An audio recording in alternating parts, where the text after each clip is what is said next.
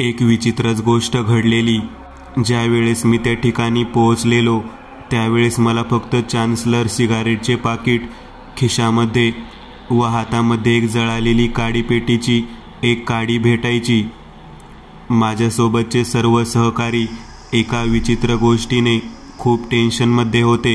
एक एक करत कॉलेजमधल्या तब्बल 9 सरांचा एका पाठोपाठ एक विचित्र व गूढ अशा मृत्यूमुळे संपूर्ण शहर हादरून गेलेले होते।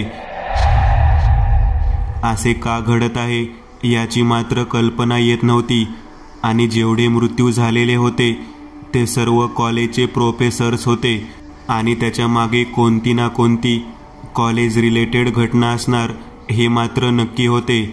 पण मरणारा व्यक्ती कशाने मेला आहे हे मात्र समजत नव्हते। मेलेल्या प्रत्येक व्यक्तीच्या खिशामध्ये चान्सलर सिगारेटचे पाकिट व काडी पेटीची डब्बी सापडत असे आणि हातामध्ये जळालेल्या अवस्थेमधील एक काडी असे। आजपर्यंतच्या माझ्या सर्व्हिस करिअरमधली इतकी भयानक मर्डर मिस्ट्री मी कधीही पाहिलेली नव्हती। सर्वात प्रथम मला सायन्स विभागाचे हेड ऑफ डिपार्टमेंट म्हणून प्रसिद्ध असलेले प्राध्यापक माने सर यांच्या मृत्यूबद्दल समजले। म्हणजेच त्यानंतर आम्ही सर्वजण कॉलेजच्या सायन्स विभागातील मोठ्या प्रयोगशाळेमध्ये त्या ठिकाणी गेलो। एका प्रयोगादरम्यान केमिकल रिॲक्शनमुळे काहीतरी स्फोट होऊन त्यांचा मृत्यू झाला असावा असे प्रथमदर्शनी भास होत होता। परंतु त्यांच्या हातामध्ये एक काडी पेटी होती व दुसऱ्या हातामध्ये जळलेली काडी। सर्वप्रथम मला वाटले की तेच स्पिरिटचा दिवा असताना त्यांच्या हातामध्ये काडी पेटी कसे काय असेल। परंतु ज्यावेळेस मी त्यांच्या खिशाच्या आतमध्ये एक पाकिट पाहिले ते चान्सलर सिगरेटचे होते। बहुधा त्यांचे सिगरेटचे व्यसनच त्यांच्या मृत्यूला कारणीभूत असावे असा कयास आम्ही लावला, जेणेकरून यांना सिगरेट ओढण्याची तलब झालेली असावी व येथे चाललेल्या प्रयोगातून काहीतरी केमिकल रिॲक्शन झालेली असावी व त्यातूनच त्यांचा मृत्यू झालेला असावा। लॅब असिस्टंट तसेच प्रयोगशाळा परिचर मागच्या भागातले दोन्ही शिपाई प्रयोगशाळेत हजर नव्हते, परंतु मोठ्या खिडकीचा दरवाजा उघडा होता। केमिकलच्यामुळे झालेल्या स्फोटाने छातीपासून वरचे अंग जळालेले होते। त्यांची बॉडी आम्ही पोस्टमॉर्टमला पाठवली होती। पोस्टमॉर्टमचा रिपोर्ट येणार तेवढ्यात त्याच कॉलेजमधील दुसरे शिक्षक शिंदे यांच्याबद्दल मला दुसरी घटना समजली। तेही प्रयोगशाळेच्या आवारातच मृत्यू पडले होते म्हणून फोन आला। त्यांच्याही बाबतीमध्ये सेम तशीच घटना घडलेली होती। समोर फक्त एक चहाचा कप रिकामा होता, तो बाजूला होता व त्याच्यामध्ये जळालेली अर्ध्या अवस्थेमधील चान्सलर सिगरेट व हातामध्ये काडी पेटी, दुसऱ्या हातामध्ये जळलेली काडी।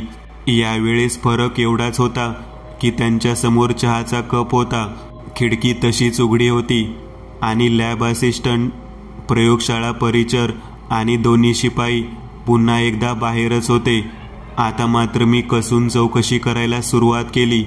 दोन्ही शिपाई असिस्टंट व प्रयोगशाळा परिचर यांना मी पोलिसी खाक्या दाखवत विचारत होतो, आपण पहिल्या घडलेल्या घटनेच्या वेळेसही तसेच होता आणि आता शिंदे सरांच्या वेळेसही तुम्ही बाहेरच आहात, ही साधर्म्य समजावे का आपणच या गोष्टी घडवून आणलेल्या आहेत? त्यावरती ते चौघेही जण सांगत होते, साहेब आम्ही इथे कितीतरी वेळा त्यांना सांगत होतो, आमच्यापैकी एक जण कोणीतरी प्रयोगशाळेत थांबू द्या। पूर्वी माने सरांच्या वेळेसही त्यांनी आम्हाला कोणाला थांबू दिले नव्हते आणि आता परत तुम्ही एकटेच थांबत आहात। त्यावेळेस त्यांनी मात्र आम्हाला सांगितले की मी एक प्रयोग करत आहे। माने सरांचाही प्रयोगच सुरू होता, त्यांच्याकडून काहीतरी गफलत झाली आणि त्या स्फोटामध्ये ते गेलेले आहेत। या प्रकारचे बोलणे आम्ही ऐकल्यानंतर, साहेब आम्ही तिथे कसे थांबणार? त्यावेळेस मी त्यांना म्हणालो की मागच्या वेळेसही प्रयोगशाळेची खिडकी उघडी होती आणि आताही ती उघडीच आहे, फरक फक्त एकच आहे, घटनेमध्ये ते स्फोट झालेला दिसत नाही, किरकोळ चेहऱ्यावरती काळवंडलेली निळसर लहर दिसते आहे। स्पिरिट दिवाही तसाच आहे, फक्त फरक एवढा आहे की समोर चहाचा कप आहे। लॅबमधील शिपाई सांगू लागले, साहेब, शिंदे सर तर कधी चहा पित नव्हते. ते चहाच्या विरोधात होते. परंतु त्यांनी बरेच दिवस ग्रीन टीबद्दल माहिती गोळा करून ग्रीन टी औषधी चहा घेण्याबाबत बरेच जणांकडे विचारणा केली होती. बहुधा तो ग्रीन टीचा असावा, पण त्यांना तो तिथे कोणी दिला? सोबत असलेल्या शबनममध्ये थर्मासची बाटली पाहिली. बहुतेक ग्रीन टी त्यांनी घरूनच घेतलेला असावा. शिपायांच्या बोलण्यामध्ये एक संगता असल्यामुळे त्यांच्यावरचा संशय थोडा बहुत प्रमाणात दूर झालेला होता. पोस्टमॉर्टमला शिंदे सरांचे प्रेत पाठवले. सलग दुसरी घटना झाल्यामुळे कॉलेजच्या परिसरामध्ये, वसतिगृहात, मुलींचे वसतिगृहामध्ये सगळीकडे भीतीचे वातावरण होते. वर्तमानपत्रातून वेगवेगळ्या बातम्या लागलेल्या होत्या. पोलिसांच्या नामुष्कीमुळे अजूनच बदनामी सुरू होती. या घडलेल्या घटना या एक प्रकारचा अपघात आहेत का घात आहे, हे मात्र पोस्टमॉर्टम रिपोर्ट नंतर समजणार होते. माने सर यांच्या मृत्यूनंतर 4थ्याच दिवशी घडलेली ही घटना हादरवून सोडणारी होती. कॉलेजच्या 3ही विभागामध्ये सतर्कतेचा इशारा देण्यात आलेला होता. या वेगळ्या घटना जरी असल्या तरी मारेकरी मात्र कोण आहे व खरंच ही खून आहे का अपघात आहेत, हे मात्र समजत नव्हतं. 2 दिवस गेल्यानंतर माने सरांचा पोस्टमॉर्टमचा रिपोर्ट आला. त्यामध्ये त्यांच्या विसेरा दिल्लीला पाठवण्यात यावा याबाबत सूचना देण्यात आलेल्या होत्या. त्यांचा विसेरा जतन करून तो दिल्लीला पाठवण्यात येणार होता. त्याच वेळेस समजणार होते की नेमका काय प्रकार आहे तो. पण कोणत्या तरी केमिकलच्या रिॲक्शनमध्ये मृत्यू झाला असावा असा कयास लावण्यात आलेला होता. आणि सेम दुसरी घटना म्हणजे शिंदे सरांचा मृत्यू. आता मात्र कमालच झालेली होती. त्यांचा पोस्टमॉर्टम रिपोर्ट दुसऱ्या दिवशीच येणार होता. त्या रिपोर्टची मी वाट पाहत ऑफिसमध्ये चहा पीत बसलो होतो. इतक्यात फोनची घंटा वाजली आणि पुन्हा एकदा कॉलेजमध्ये काळे सरांचा मृतदेह सापडला. काळे सरांचा मृतदेह सापडला आहे हे समजले. यावेळेस मात्र मृत्यूचे ठिकाण बदलले गेलेले होते. काळे सरांचा मृत्यू हा कॉलेजच्या कॅन्टीनमध्ये असलेल्या महिला विभागाच्या टेबलवरती झालेला होता. त्यांच्या हातामध्ये एक सिगारेट चान्सलर कंपनीचीच होती व दुसऱ्या बाजूला जळालेली काडी पेटी, समोर चहाचा कप, सर्व गोष्टी तशाच होत्या. सकाळच्या वेळेला घडलेली ही घटना डोक्याला शॉक देणारी होती. वसतिगृहामधील बाहेरच्या बाजूला असलेल्या चहाच्या कॅन्टीनच्या मागील भागामध्ये महिलांना बसण्यासाठी स्वतंत्र व्यवस्था होती, परंतु त्याला दरवाजे नव्हते. फक्त हिरव्या रंगाचे पडदे टाकलेले होते आणि त्याच्या आतमधील भागामध्ये काळे सर यांचा मृतदेह आढळला होता. ते जॉगिंगच्या ड्रेसवर होते. यावेळेस आम्ही फॉरेन्सिक लॅबमध्ये तिन्ही प्रकारांमध्ये हस्तगत होत गेलेले चान्सलर सिगारेटचे पाकिट, काडीपेटी, चहाचा कप, स्पिरिटचा दिवा, पहिल्या 2 प्रकरणामध्ये सापडलेला, या सर्वांची चौकशी करण्यासाठी साहित्य पाठवलेले होते. आणि आम्ही फक्त सर्वात प्रथम झालेल्या माने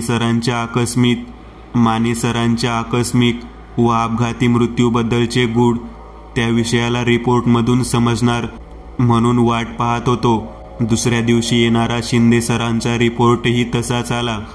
त्यातही विसेरा फॉरेन्सिक लॅब दिल्लीला पाठवा म्हणून सूचना देण्यात आलेल्या होत्या आणि तोही मृत्यू विचित्र प्रकारच्या विषबाधेतून झाला हे नोंदवण्यात आले होते. आता मात्र आम्ही जास्त सतर्क राहण्यास सुरुवात केली.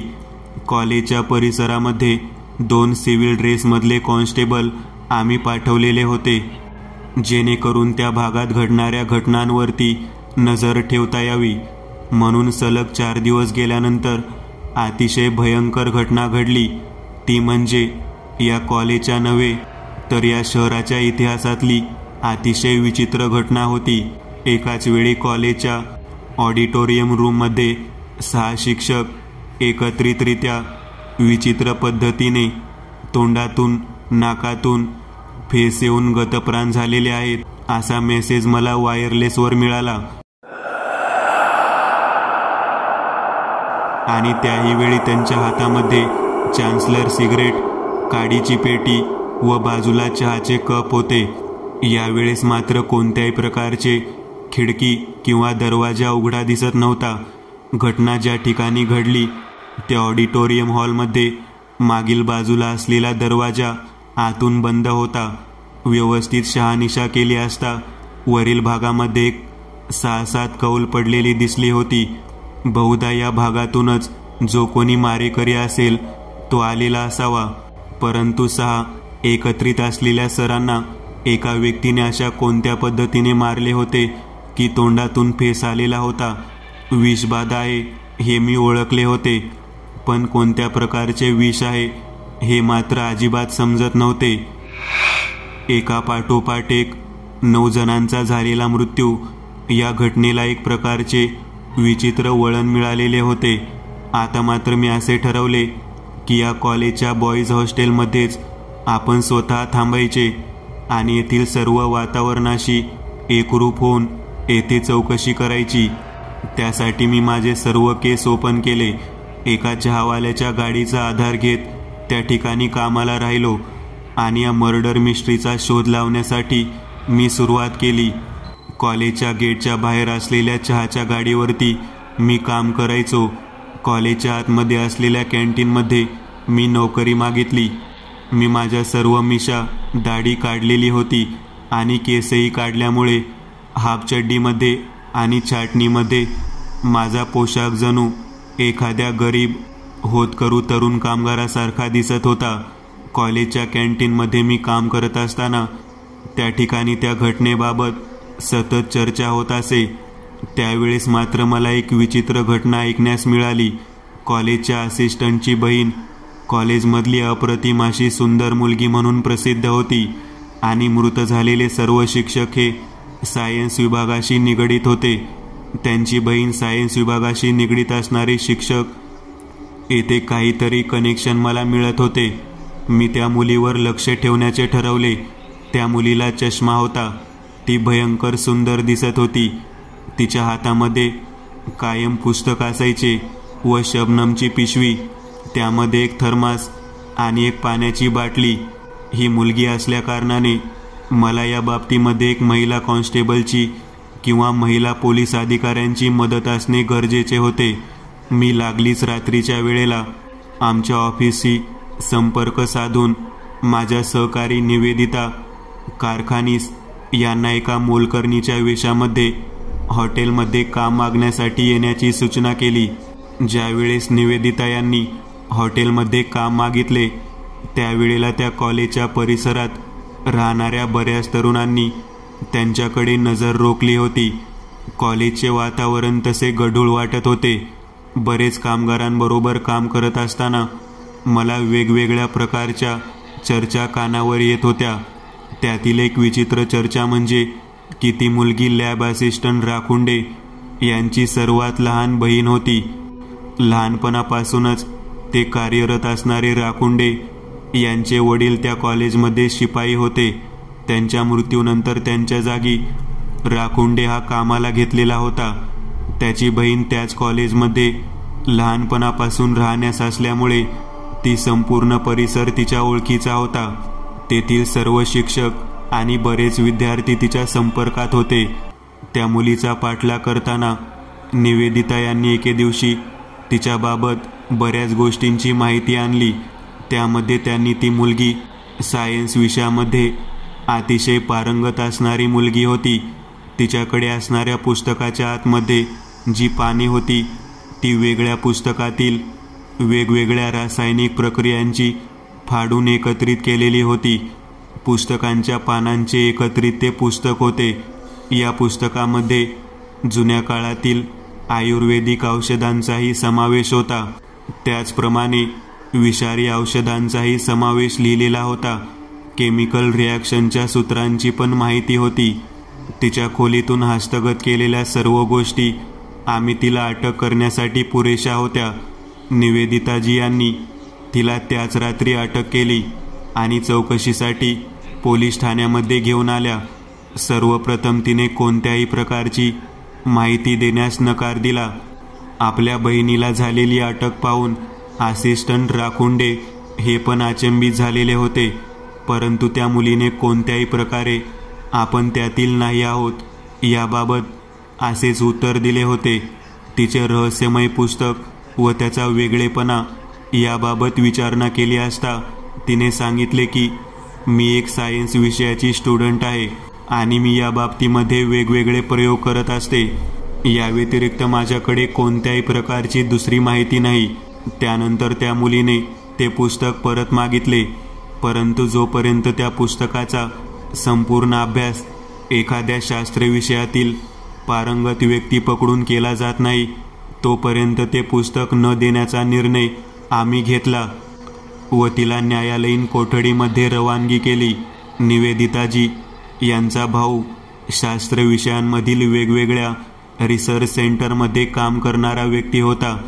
त्याच्यामार्फत आम्ही या पुस्तकातील वेगवेगळी सूत्र तपासून तयार होणाऱ्या केमिकल रिॲक्शन यांचा अभ्यास केला. त्यावेळेला आम्हाला त्याने नवीन रिॲक्शनची एकत्रित एक केमिकल रिॲक्शनमधून तयार होणारे विषारी द्रव्य याबाबत माहिती दिली. या द्रव्याचा वापर करून द्रव्य ज्या क्षेत्रामध्ये जळेल त्या क्षेत्रात श्वास घेणारे व्यक्तीचा मृत्यू तात्काळ होतो असे त्याने सांगितले. जवळजवळ सायनाइडच्या तोडीचे जहर रिॲक्शनमधून तयार केले गेले असावे असा मी कयास केला आणि प्रत्येक पानावरती वेगवेगळ्या रसायनांची व त्यांचे रिॲक्शनची माहिती दिलेली होती. आयुर्वेदिक काही जुने गावठी प्रकारचे हस्तलिखित मोडी लिपीमधील औषधेही काही पानावरती लिहिलेली होती.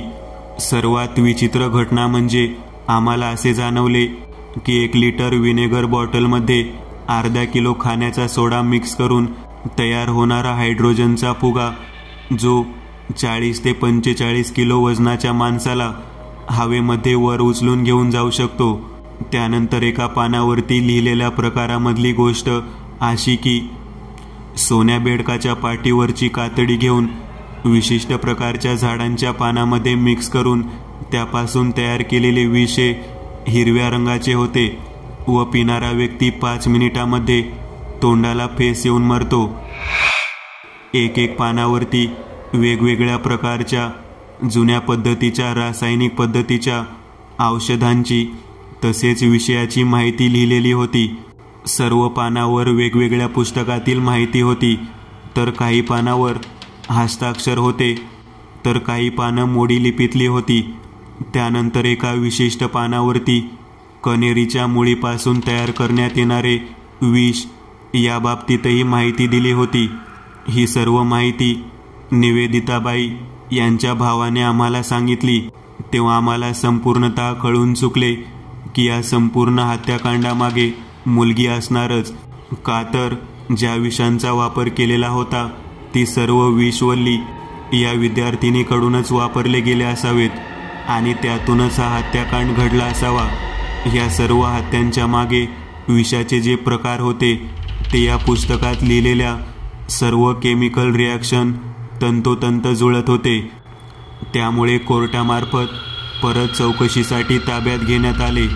यावेळी मात्र निवेदिताबाई यांनी त्या मुलीला पोलिसी खाक्या दाखवला आणि ती घडाघडा बोलू लागली.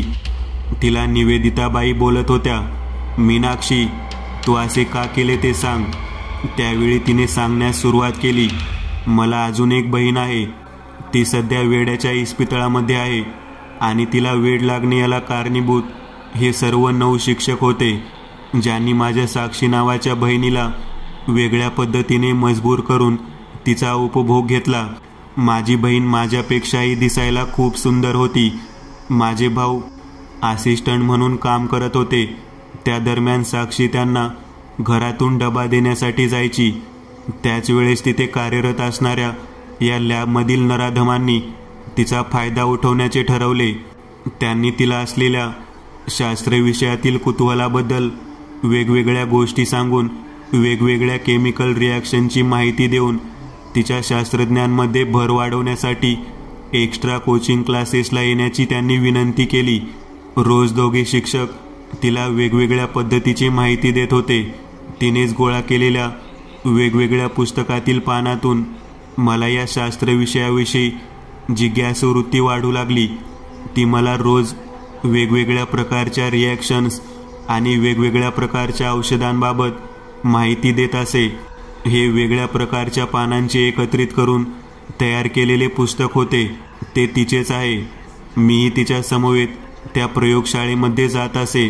माझे भाऊ त्या ठिकाणी काम करत असल्यामुळे आम्हाला ती जागा अतिशय सुरक्षित वाटत होती. कॉलेजच्या कामानिमित्त व प्रयोगशाळेतील साहित्यासाठी जिल्ह्याच्या ठिकाणी वेगवेगळे केमिकल्स आणण्यासाठी जाण्यासाठी माझे बंधू ज्यावेळी गेले त्यावेळी एके दिवशी या सर्व शिक्षकांनी एक कट रचून आम्हाला मर्जुआनाबाबत चुकीची माहिती दिली आणि माझ्या बहिणीला जास्त डोस देऊन तिला प्रयोगशाळेतील छोट्या रूममध्ये नेऊन तिच्यावर अतिप्रसंग केला. मला या बाबतीमध्ये जास्त माहिती नव्हती. गुंगीच्या औषधांमधून घडलेली ही घटना आणि वारंवार अभ्यास या नावाखाली तिला बोलावून घेऊन या 9 जणांनी तिचा उपभोग घेतलेला होता. मला ही गोष्ट करण्याअगोदर मलाही त्याच पद्धतीने त्यांनी उपभोगले.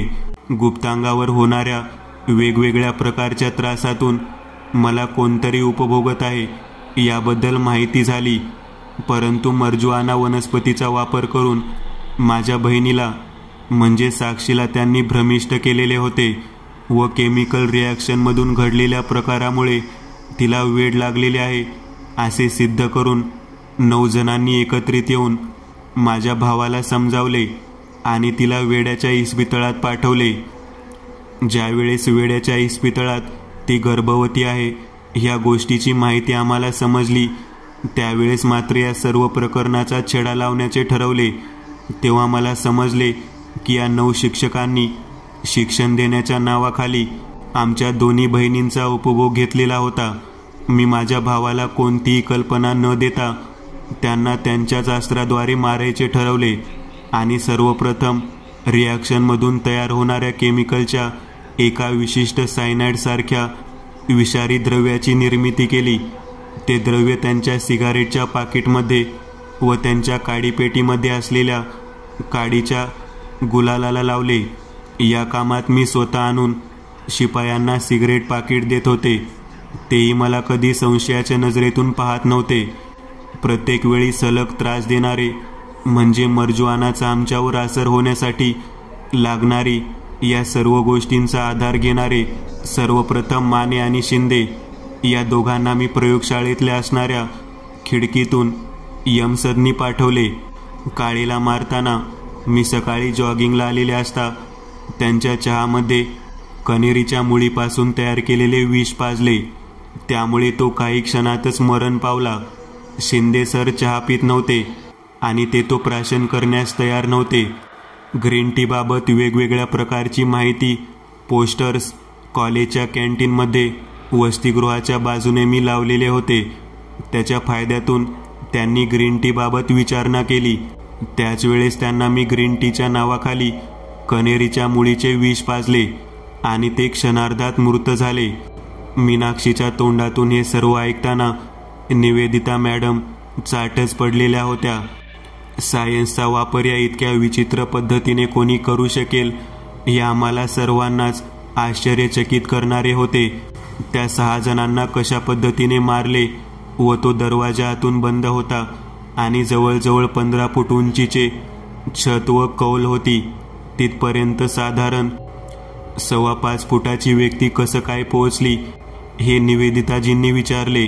त्यावेळेस तिने सांगितले, 3 जणांच्या अचानक झालेल्या मृत्यूमुळे बाकीचे सर्वजण घाबरलेले होते. 6 जण सावध झालेले होते. ऑडिटोरियममध्ये बसून चर्चा करत होते.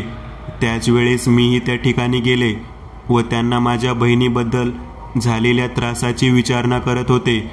त्याचवेळी त्यांना मी हे जाणवून दिलेले नव्हते की मलाही त्यांनी गुंगीच्या औषधातून केलेल्या अत्याचाराची माहिती आहे. म्हणून त्यावेळी ते 6 जण चान्सलर सिगरेट ओढत होते. परंतु यावेळेस मात्र मी त्यांना सोन्या बेडकाच्या पाठीचे कातडे काढून ते मेंदीच्या पानामध्ये कुस्करून त्याचे विचित्र केलेले औषध त्यांच्या चहामध्ये मिसळले व तो चहा पिण्यासाठी आणला होता. चहा पिण्यासाठी आणलेले असता मी आतून रूम बंद करून घेतली. माझ्यावर येणारा संशय मी दूर करण्यासाठी मी 2 लिटरची थंड पेयाची बाटलीमध्ये विनेगर भरून आणला आणि त्या विनेगरमध्ये रबरापासून तयार केलेला सर्वात मोठा फुगा, ज्या फुग्यामध्ये अर्धा किलोच्या वर मी खाण्याचा सोडा मिक्स केला होता, तो मी मिक्स केला व त्या बाटलीवरती तो फुगा तोंडाला पॅक केला आणि त्यासरशी तो सोडा त्या विनेगरमध्ये मिक्स झाला आणि त्या प्रक्रियेतून हवेचा प्रचंड मोठा फुगला आणि त्याचाच आधार घेत मी माझ्यापेक्षा उंच असलेले 10 फुटाचे अंतर वर हवेत तरंगत कौलारू छतापर्यंत पोहोचले. तेथील खांबाला हात धरत मी कौल वर उचकटून त्या ठिकाणाहून बाहेर पडले. पाऊस पडल्यानंतर तो फुगा मी माझ्या डोक्यातल्या सेफ्टी पिनने फोडून टाकला. सायन्स विषयाच्या या प्रचंड सागरामधील काही मोती मी पण गोळा केले आणि त्यामुळे याच माळेचा या वासनांधांना मृत्यूचा फास दिला. शास्त्र विषयांमधील पारंगत असणाऱ्या एखाद्या व्यक्तीने घडवलेली ही भयानक घटना, तिचा शोध घेताना विज्ञानातील विविध गोष्टींचा मला चांगलाच अंदाज आलेला होता. ज्याप्रमाणे विज्ञान सुखकारक आहे, त्याप्रमाणे त्याचा वापर किती विचित्ररित्या होऊ शकतो, या केसमधून मला संपूर्णतः समजलेले होते. मित्रांनो, आज पुरतं एवढंच. तुम्हाला जर काही गोष्ट आवडली असेल तर नक्की लाईक करा. तुमच्यापैकी बरेचसे जण व्हिडिओ लाईक न करताच पळून जातात, पण हा जर व्हिडिओ तुम्ही लाईक केला तर मला जरा बरं वाटेल आणि असेच भारी भारी व्हिडिओ बनवायची माझ्यात एनर्जी येईल. त्यामुळे नक्की लाईक करा आणि अजूनही कोणी या चॅनलला सबस्क्राईब केलेलं नसाल तर लगेच सबस्क्राईब करून टाका आणि बाजूची घंटी ती मात्र दाबायला विसरू नका. देवाची घंटी आहे ती. चला तर मग पुन्हा भेटूया अशीच एक आगळी वेगळी गोष्ट घेऊन पुढच्या